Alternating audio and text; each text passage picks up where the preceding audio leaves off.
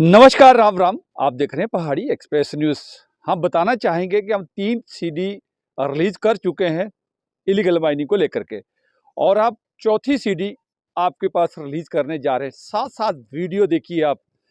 हमारी टीम 23 तारीख को, हालाँकि मैं माफ़ी चाहता हूँ अपने दर्शकों से और सभी दर्शकों से, क्योंकि हम थोड़े से लेट हो गए, क्योंकि कुछ प्राण प्रतिष्ठा को लेकर के उसमें व्यस्त थे। उसके बाद 26 जनवरी आ गया, मतलब कि हम और कुछ अपने पर्सनल कमिटमेंट के लिए हम थोड़ी वीडियो रिलीज़ करने में थोड़ी देरी हो गई।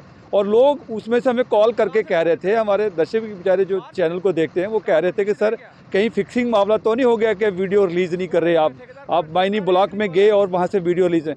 मैं दर्शकों को बताना चाहता हूँ कि हम कोई किसी के साथ फिक्सिंग नहीं करते, ना हमें किसी से लेना है, ना देना है, ना किसी से जिद है, ना शरारत है। हमारा मकसद मिशन सिर्फ एक ही है कि हमें गवर्नमेंट के अंदर और डेवलपमेंट के अंदर जो पैसा हमारे माइनिंग जो का पैसा है जो डिस्ट्रिक्ट रियासी का, वो लगना चाहिए और पंचायतों के अंदर लगना चाहिए।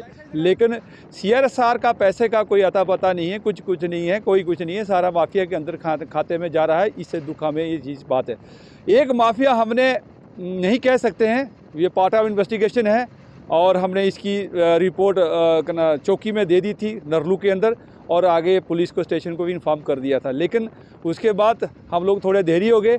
हमारी टीम वहाँ से जैसे ही माइनिंग ब्लॉक अंसनाला अरनास से चनका से जा रही थी, तो हम नरलू पुल में पहुँचे।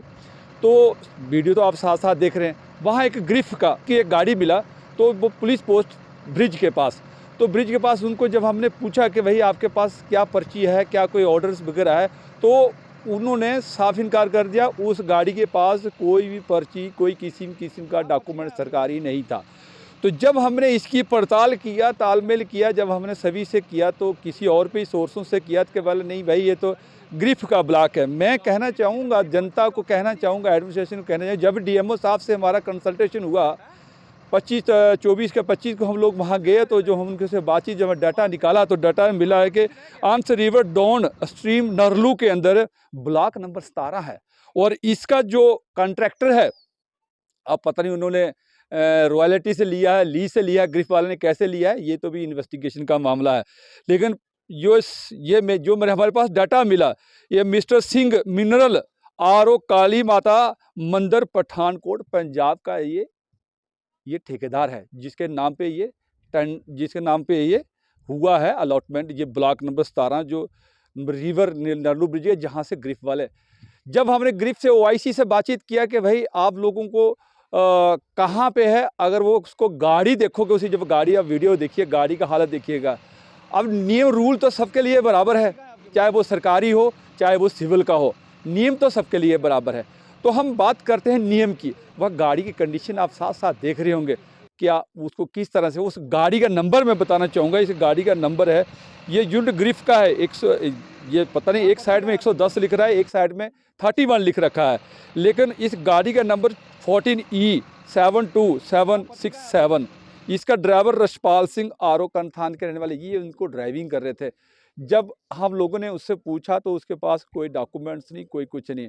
उन्होंने काफ़ी, ओआईसी साहब ने, ग्रिफ ने हमारे को काफ़ी बात कॉल किया, और हमने पूछना भी चाहा, तो उन्होंने फिर कहा कि यार हमारी उनसे बात होगी। तो मैं ग्रिफ साहब को, ओआईसी साहब को कहना चाहता हूँ कि आप लोग की सरकार के आदमी हो, तो सरकारी कम से कम गाड़ी संस्था जो भी होती है उसको ठीक से रखना चाहिए।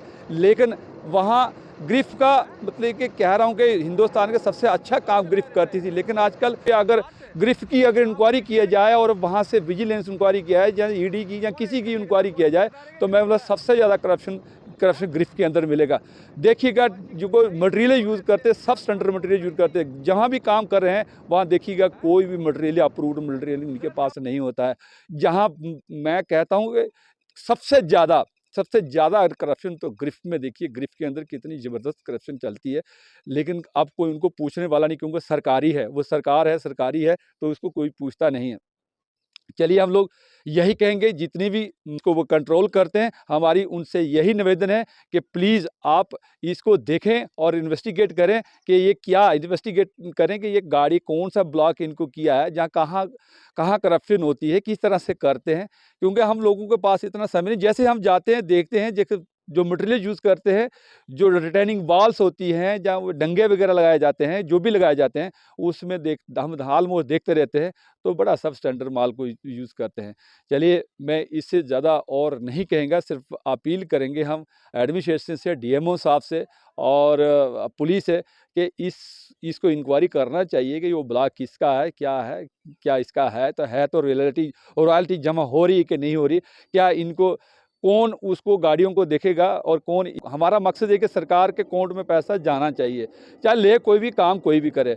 सरकार भी अगर काम करवाती है, गिरफ्त से कराती है, तो उनको सरकार अलॉटमेंट करती है, पैसा अलॉटमेंट होता है, जाता है और पूरी सैंक्शन होती हैं और पूरा बजट अलॉटमेंट होता है। तो कोई फ्री में गिरफ्त वाला भी काम नहीं करता, उनको सरकारी बजट आता है। तो सरकारी बजट क्या वो सरकारी बजट सरकार में हमारी डिस्ट्रिक्ट रियासी के माइनिंग में जा रहा है अकाउंट में कि नहीं जा रहा है? चलिए, मैं इससे ज़्यादा और नहीं कहूँगा।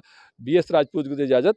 और अपना लास्ट में अंत में फिर हम अपील करते हैं दोनों हाथ जोड़ करके, प्लीज़ कि आप अपना फॉलो करना चैनल को और शेयर करना, कमेंट करना ना भूलें। चलिए, मुझे दे इजाज़त। जय हिंद, नमस्कार।